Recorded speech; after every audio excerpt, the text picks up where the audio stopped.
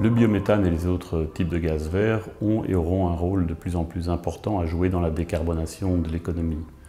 La transition énergétique devra de toute façon s'appuyer sur une large gamme de solutions et le gaz vert en fait partie. Pourquoi le biométhane connaît aujourd'hui un succès croissant? Lorsqu'on épure le biogaz, le biométhane qu'on obtient peut être injecté directement dans le réseau de distribution de gaz naturel.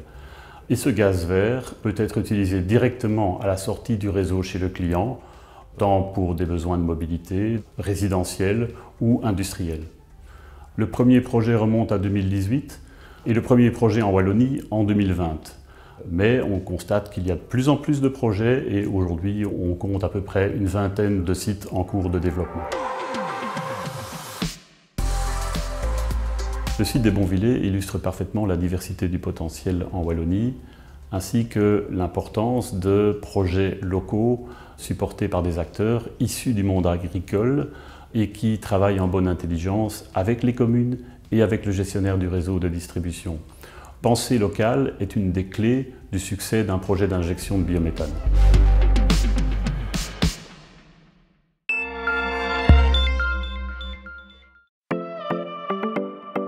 wordt volop gewerkt om onze energiebevoorrading duurzamer te maken. In Les Bonvillers bij Charleroi heeft Biométhane du Bois d'Arnel geïnvesteerd in een biogasinstallatie. Er wordt groen gas geproduceerd dat in het aardgasnet wordt geïnjecteerd.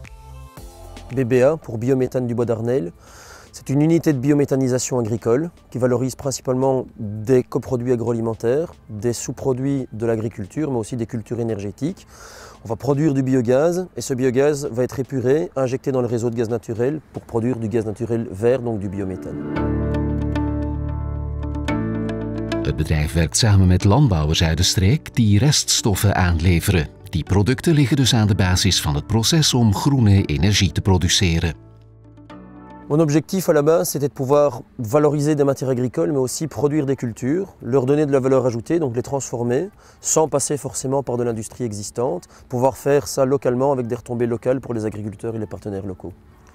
Donc ici, on va valoriser toute une série de produits différents. Ça va aller des épluchures de pommes de terre d'une usine qui produit des frites, jusqu'à du lisier ou de l'ensilage de maïs, mais aussi tous les sous-produits qu'on peut imaginer, par exemple des feuilles de betterave, d'autres matières, quelles qu'elles soient, à partir du moment où elles sont organiques, végétales et qu'elles ne proviennent pas de la forêt. Om het groene gas in het gasnet te brengen kon BBA rekenen op de expertise en hulp van ORES. De netwerkbeheerder wil met haar ondersteuning deze vorm van groene energie verder ontwikkelen in Wallonië. Le rôle d'ORES dans la construction de cette installation a été d'accompagner M. Breton, le porteur de projet, au cours des différentes étapes afin de faciliter la réalisation de ce projet. Aujourd'hui, nous avons déjà 3 installations d'injection de biométhane en service en Wallonie, ce qui permet à plus de 8000 personnes de se chauffer, voire de cuisiner, avec un gaz d'origine renouvelable et produit localement. En Wallonie, le potentiel est présent, la technologie est mature et nous avons chez ORES d'autres projets à l'étude et nous avons la volonté de soutenir cette filière avec, nous l'espérons, une évolution favorable du cadre législatif. Cela permettrait, à travers le biométhane, d'accélérer la transition énergétique avant d'aborder d'autres sujets comme l'hydrogène ou le gaz synthétique.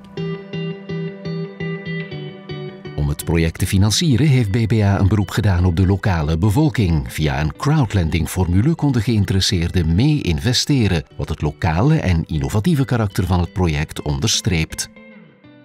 Donc le financement du projet a été assez complexe, assez laborieux. Maintenant on a fait appel à du crowdlending, qui n'est pas du crowdfunding, donc c'est du prêt participatif, qui a été fait avec la société Econova, qui est spécialisée là-dedans.